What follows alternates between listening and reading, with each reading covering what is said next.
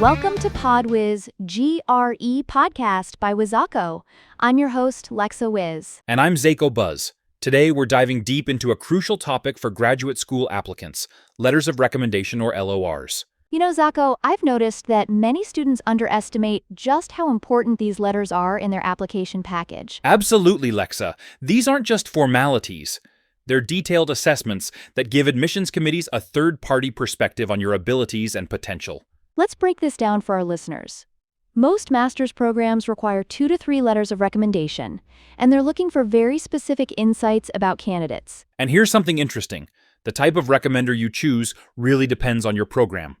For instance, if you're applying to a traditional master's program in sciences or engineering, you'll want academic recommendations. Right, and these should come from professors who've taught you in upper-level courses, research supervisors, or academic advisors who've really seen your work up close. But it's quite different for MBA programs, isn't it, Lexa?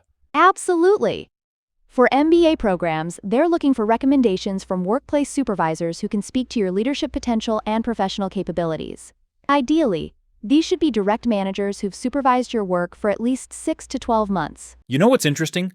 Many of our listeners from India and South Asia might be familiar with those generic "to whomsoever it may concern" letters, but graduate school recommendations are completely different. That's such an important point. And speaking of which, I should mention that at Wizako, our admission consulting service provides specialized guidance to recommenders, helping them understand exactly what international programs are looking for. That's incredibly valuable, especially for recommenders who might not be familiar with Western academic expectations. Let's talk about the actual submission process.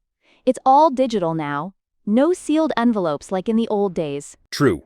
When you apply, you provide your recommender's contact information, and they receive automated notifications with submission instructions. Many programs even include specific questions and rating scales.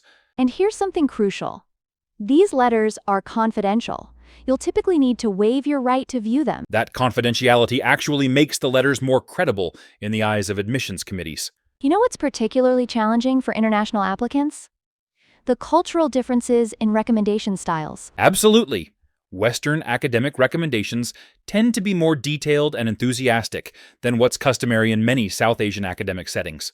Which is exactly why at Wizako, our application support team works directly with recommenders to help them understand these cultural nuances and program expectations. We've seen this make a real difference in our clients' applications. And recommenders need to explain relevant aspects of the Indian educational system that might not be obvious to international admissions committees.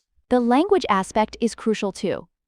Recommenders need to be comfortable writing detailed assessments in English. Should we talk about some common questions our listeners might have, Lexa? Great idea. One question we often get is whether all schools ask recommenders the same questions. They don't, actually. Each program typically has its own set of questions, and some business schools even include psychological assessment components. Another common concern is timing. When should applicants start thinking about their recommendations? The earlier, the better. You want to give your recommenders plenty of time to write thoughtful, detailed letters. Before we wrap up, any final advice for our listeners? Yes, choose your recommenders carefully, give them plenty of time, and make sure they understand what makes a strong letter for international graduate programs. And remember, if you need help navigating this process, Wizako's here to support both you and your recommenders. That's right. Well, that brings us to the end of today's episode. Thanks for tuning in to PodWiz. Join us next time for more insights into the graduate school application process. This is Lexa Wiz. And Zako Buzz signing off.